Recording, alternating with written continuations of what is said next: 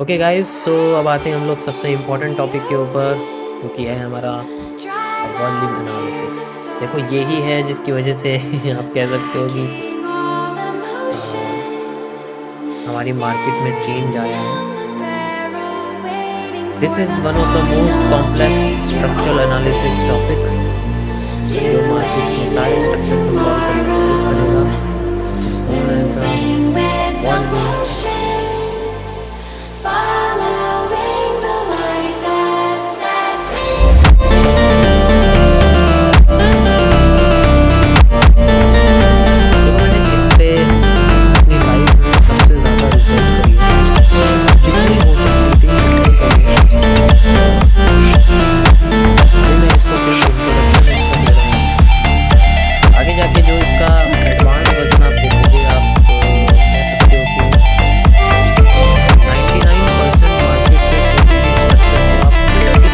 करने की कोशिश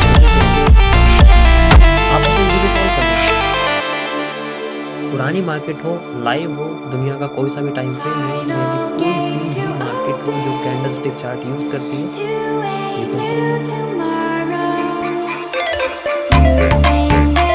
आगे बढ़ते हैं।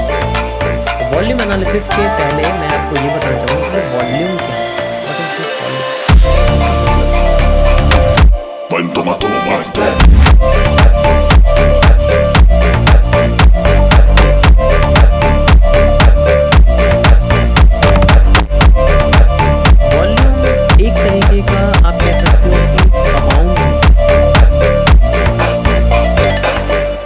हम लोग मनी कहते हैं,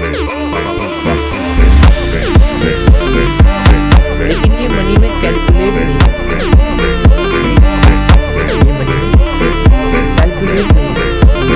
इसे कैलकुलेट किया जाता है कॉन्ट्रैक्ट्स में। कॉन्ट्रैक्ट्स यानी कि किसी भी हिस्से को जब ऑनलाइन या डिजिटल लिस्ट करा जाता है तो वो दो पार्ट में डिवाइड होता है। एक होता है उसकी रियल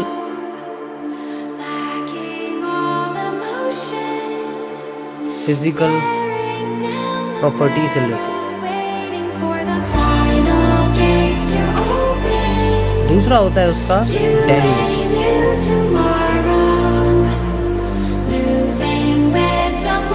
देखो जो 70% मार्केट है रिटेल मार्केट जो होती है, रेदर देन स्टॉक मार्केट, वो डेरिवेटिव में चलती है। मतलब हम लोग इसके बिहाफ पे एक डिजिटल एसेट जो है,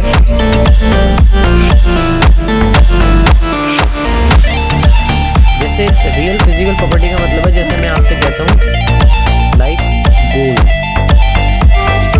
तो जो आपके पास गोल्ड है वो रियल वैल्यू है, वो फिजिकल सिक्कों में है, बिस्किट्स में, और वहाँ पर किलो के हिसाब से अमाउंट नहीं होता, वहाँ बिस्किट्स के हिसाब से अमाउंट, क्योंकि बिस्किट्स में एक फिक्स वैल्यू होती है जो यूनिवर्सली एक्सेप्टेड। अगर मैं आपसे बोलता हूँ कि आप ये लो, ये 1 सेंटीमीटर का मैंने कपड़ा दिया, आपसे बोला कि ये 1 सेंटीमीटर है, और आप किसी भी दुनिया के किसी भी हिस्से में जाके ये बोलते हो कि ये मुझे 1 सेंटीमीटर का बोला, इतना जो कि हिस्सा बना के, कोई भी मैं आपसे कहता हूँ चलो एक कागज़ है, मैं आपसे कहता हूँ कि आपको क्या करना है, ये कागज़ ले जाओ, तो दुनिया में जाके किसी भी हिस्से में जाके बोलना कि आप 1 सेंटीमीटर का हिस्सा इसमें दिखा दो। आप दुनिया के किसी भी कंट्री में किसी भी हिस्से में चले जाओ, आपको वो उतने ही सेम साइज का काट के देंगे, क्योंकि जो सेंटीमीटर है वो यूनिवर्सली एक्सेप्टेड, वो साइज सब जगह सेम होता है।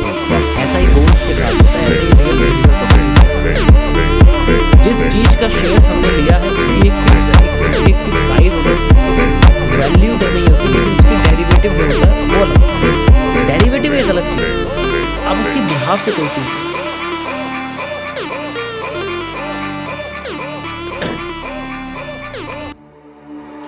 अब जो ये डिजिटल एसेट है, इसका एक प्राइस घूमता है जिसे हम लोग डेरिवेटिव कहते हैं। वो प्राइस होता है डेरिवेटिव, इस गोल्ड का जो प्राइस होता है, हम उस पर ट्रेड करते हैं, उसे होल्ड नहीं करा जा सकता, उस पर ट्रेड करी जा सकती है। और ट्रेड में ऐसा होता है कि हम उसे खरीद सकते हैं, बेच सकते हैं, यानी कि हम उसे खरीद के ऊपर जाके बेच सकते हैं, ऊपर से शॉर्ट भी कर सकते हैं, वो सारी चीज़ें लोग करते हैं। लेकिन फिजिकल प्रॉपर्टीज़ के साथ ऐसा नहीं है। हम तो या तो खरीद सकते हैं या तो हमारे पास होगी या वो नहीं होगी, दैट्स इट। इसके अलावा तो कुछ है नहीं उसके अंदर। यहाँ पर जो वॉल्यूम होता है, जो चीज़ मैंने आपको बताया, जो रियल फिजिकल प्रॉपर्टी होती है, वो या तो होती है या नहीं होती है। तो ऐसे में सिर्फ एक ही तरीके का वॉल्यूम जनरेट होता है, जिसे मैं बोलता हूँ होल्डिंग वॉल्यूम। मेरे पास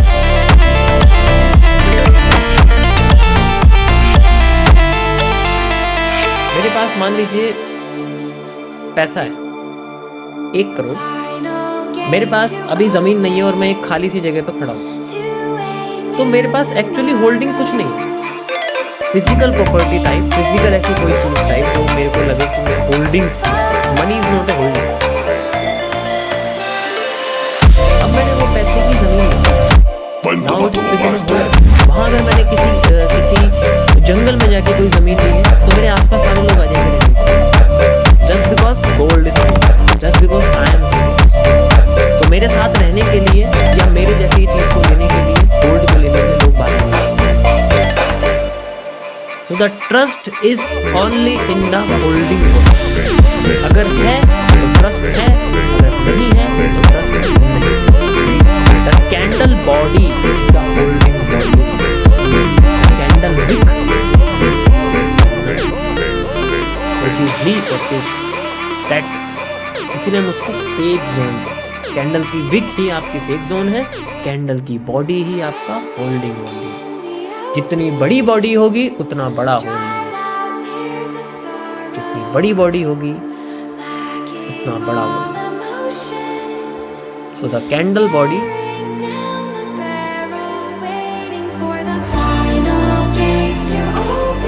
the holding volume. Candle wicks are nothing, कुछ भी नहीं होता। अगर मेरे सामने कोई ऐसी कैंडल बनेगी तो मैं उस पर ध्यान नहीं दूंगा, क्योंकि उसके पास बॉडी नहीं है, उसके पास होल्डिंग्स नहीं है, वो सारी चीजें बेच चुका है। जो उसके पास बचा है वो सिर्फ कितना है, ये दिख रहा है। जो नहीं दिख रहा है, जो बेचा या खरीदा जा रहा है, तो वो बहुत बड़े अमाउंट में बेच रखा है, वो इसी के अंदर घूमता जा रहा है, घूमता जा रहा है, घूमता जा रहा है। मतलब मैंने कोई चीज़ खरीदी, बेची, खरीदी, बेची, खरीदी, बेची, खरीदी, बेची, लेकिन होल्ड नहीं करा उसको। मैंने उसको खरीदा बेचा करता रहा और उसका डेरिवेटिव ही करता रहा। वो चीज़ मेरे पास कभी आई नहीं। ऐसे केस में जनरेट होती है ट्रेडिंग वॉल्यूम, क्योंकि मैं उसको ट्रेड कर रहा हूँ। जब मैं उसको ट्रेड कर रहा हूँ तो यहाँ पर खरीदा बेचा, खरीदा बेचा, खरीदा बेचा, खरीदा बेचा, खरीदा बेचा, ऐसे होता है। जब जैसा होगा और एकदम से मैंने थोड़ा ज़्यादा खरीद लिया तो मेरे को ग्रीन हिस्सा दिखेगा, it means I have a holding, that makes a hammer. इसमें होल्डिंग वॉल्यूम जो होगा वो सिर्फ इतना होगा। जैसे मान लीजिए इस हैमर का साइज मैं आपसे कहता हूँ कि 100 पॉइंट्स का है, इसमें से सिर्फ 20 पॉइंट्स की ही बॉडी है, तो मेरे पास होल्डिंग सिर्फ 20 पॉइंट्स की है, बाकी का 80% मैंने खरीदा बेचा। अब ये जो 80 पॉइंट्स हैं ये बेसिकली सीधे नहीं है किसी वीडियो, हो सकता है इसमें मैंने 10 बार बाई करी हो, फिर 10 बार सेल करी, तो ऐसे करते करते 10 बार मेरा बाई भी होगी, सेल भी होगी, तो 10 को मैं इससे सिम्प्लाई कर दूँगा, मेरे पास 800 पॉइंट का मैंने वॉल्यूम जनरेट करा सिर्फ बाई सेल, ट्रेडिंग वॉल्यूम जिसको हम लोग बोलते हैं। लेकिन होल्डिंग वॉल्यूम कितना है इसके अंदर? सिर्फ 20 पॉइंट। तो इसके अंदर ट्रस्ट नहीं है ना, क्योंकि मैं इस हिस्से को बार बार खरीद बेच रहा हूँ, मैं इसमें होल्ड नहीं कर रहा हूँ। तो अगर मैं हिस्से को होल्ड करूँ तो लोग भी यहाँ होल्ड करेंगे, और होल्डिंग क्रिएट्स ए ट्रेंड। जब मैं होल्ड करूँ तो आगे के लोग भी ट्रेंड होल्ड करेंगे, लाइक दिस। अगर मैं होल्ड कर रहा हूँ आगे के लोग भी होल्ड करेंगे, और होल्ड करेंगे, और होल्ड करेंगे, करते जब तक कोई बहुत बड़े अमाउंट में बेचना। और जब ऐसा करेगा तो मार्केट में बनेगी engulfing. Engulfing creates a very high amount of short जो कि मेरी एग्जिस्टिंग एरिया को ब्रेक कर। But it requires a zone, किसी अच्छी जगह पर बेचने वाले का ही साथ दिया जाता है, और ऐसी अच्छी जगह को हम लोग बोलते हैं की जोन। तो जब ये हम कोई चीज़ खरीद रहे हैं या हमारे पास होल्डिंग वॉल्यूम है, हमारे पास कैंडल की बॉडी है, तो इतने सारे लोग एक साथ आना शुरू कर जाते हैं। ऐसे में क्रिएट होती है demand. This creates a trend जिसे हम लोग demand, this is called a demand. Same इसी तरीके से सप्लाई होती है। जब किसी चीज को बेचा जा रहा है और वो बिल्कुल सही जगह पर, तो वहां से मार्केट में उसके साथ साथ और भी लोग क्या करते हैं, आना शुरू करते हैं।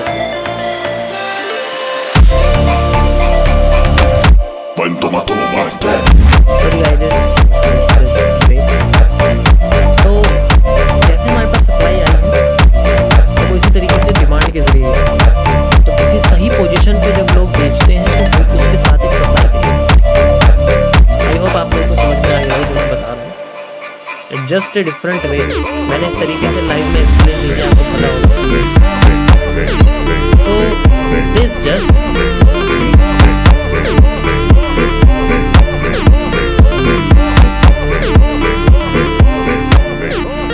सप्लाई है, हम लोग आइडेंटिफाई करते हैं, या डिमांड जो है उसे आइडेंटिफाई करेंगे कि किस तरीके से हमारे सामने आती है। सबसे पहले मैं आपको डिमांड के बारे में बताता हूँ। ये क्रिएट हो तो गई है, कैसे हुई है इसको देखते हैं। तो जैसा मैंने आपको बताया कि विक्स की कोई वैल्यू नहीं होती है, तो जो ग्रीन कलर का एरिया होता है जहाँ से मार्केट में डाउन ट्रेंड खत्म होता है और एक ट्रेंड शुरू होता है, उस एरिया को हम लोग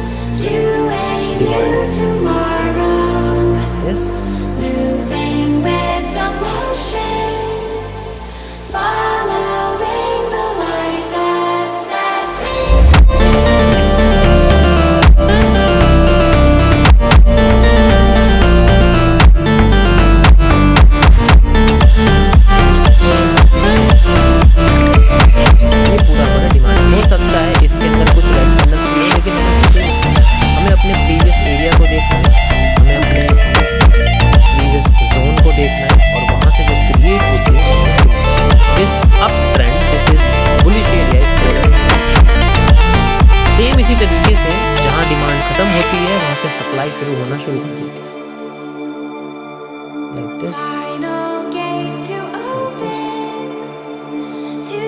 एक के पीछे एक के पीछे एक ज़्यादा आती है तो और भी नीचे जा सकते हैं, जिसे हम लोग मेजर भी कर सकते हैं एक ऐसे टूल्स के ज़रिए जो हमें आइडेंटिफाई करके बताए कि ये कितना हो सकती है, ये आगे कितना आ सकती है, कितनी होती है।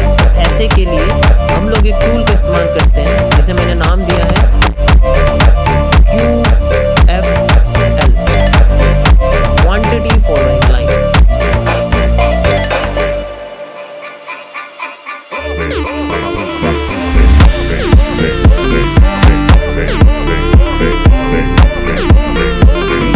This quantity following line can measure, यानी कि वो अपनी बॉडी से बॉडी तक का एरिया, जैसे यहाँ से मैं आपको बोलता हूँ यहाँ तक का एरिया वो मेज़र कर सकती है। लाइक दोबारा से करता हूँ थोड़ा सा, जैसे मैं डिमांड को आपको मेज़र कर रहा हूँ, तो डिमांड की जो ओपनिंग है, डिमांड की जो क्लोजिंग है, उस एरिया तक का मैं एक लाइन मेज़र करता हूँ, and this line is known as the Q.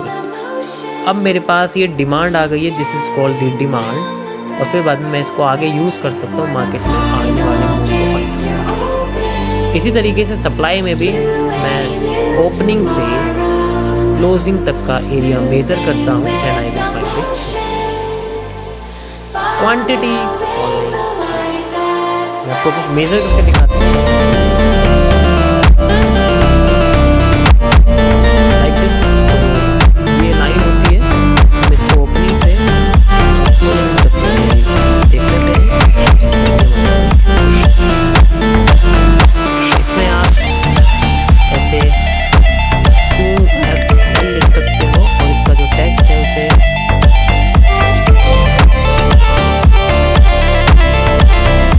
Centre में ला सकते हो, मिडल में रख के। ये आपके सामने QFL बनने के बाद आप इसको सेव एज करके यहाँ QFL डाल सकते हो। मेरा ऑलरेडी यहाँ डला हुआ है, तो यहाँ पर आप सेव करके सेव एज करके इसको टेम्पलेट में सेव कर सकते हो, जिससे कि हमेशा आपके सामने ऐसी वैल्यू जब भी आप प्रिंट करने लगाओगे तो आपके पास टेम्पलेट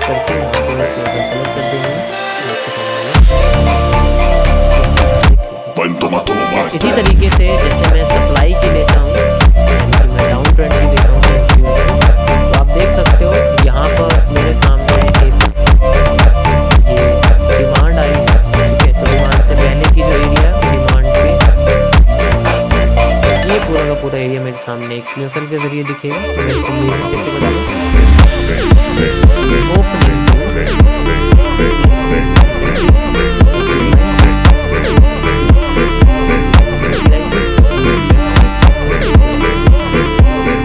इसका इस्तेमाल कैसे होगा वो मैं आपको आगे बताऊंगा, कैसे हम इसका इस्तेमाल करेंगे, इंडियन मार्केट में मूवमेंट को फाइंड आउट करेंगे। इसके बाद आता है आपके सामने कि हमें इस क्यूएफएल के साथ एक और चीज़ ऐड करनी होती है जिससे मार्केट के रिवर्सल को हम लोग फाइंड आउट कर सकते हैं या फिर एक एरिया फाइंड आउट कर सकते हैं। तो इसके साथ हम लोग एक और चीज़ ऐड करते हैं जिसे हम लोग बोलते हैं QB। This is known as the quantity box, जो जनरली आपके क्यूएफएल के 5% के हिस्से के बराबर होता है। 5 से 10% के बीच में ये रखा जाता है, मतलब 5% आप कह सकते हैं। इसको हम लोग 2 पार्ट में डिवाइड करते हैं, RA एंड RT, जिनके बारे में आपको आगे बताऊंगा। तो ये करीब आपके क्यूएफएल के बिल्कुल एंड में लगता है और इस तरीके से एक बॉक्स को हम लोग लगा देते हैं। तो ये एक L टाइप गोल्फ के बैट की तरह आपको दिखाई देता है। ये जो गोल्फ का बैट होता है आपने देखा होगा, तो उसके बैट की तरह दिखाई देता है ये। एंड देन इसी जगह से हम लोग रिवर्सल फाइंड आउट करते हैं। लाइक दिस मैं आपसे कहता हूँ कि यहाँ से लेके यहाँ तक मैं पूरा ये जोन यहाँ तक लगा रहा हूँ, लाइक ओपनिंग तक। देन ये मेरे पास एक क्यूएफएल है, ओके। एंड देन इसके कुछ इतने हिस्से को मैंने बना दिया। तो this is the structure of a supply and demands QFL. This is the thing जो बेसिकली मैंने डिस्कवर करी है मार्केट को रिवर्स करने के लिए, फाइंड आउट करने के लिए। ये बॉक्स इस तरीके से इतने साइज का होना चाहिए। This is the supply and demands basic value. अब हम थोड़ा सा आगे चलते हैं और एडवांस में देखते हैं कि किस तरीके से हमें यहाँ पर नज़र आता है, हम कैसे मेज़र करेंगे इसको, ठीक है, कैसे आइडेंटिफाई करेंगे।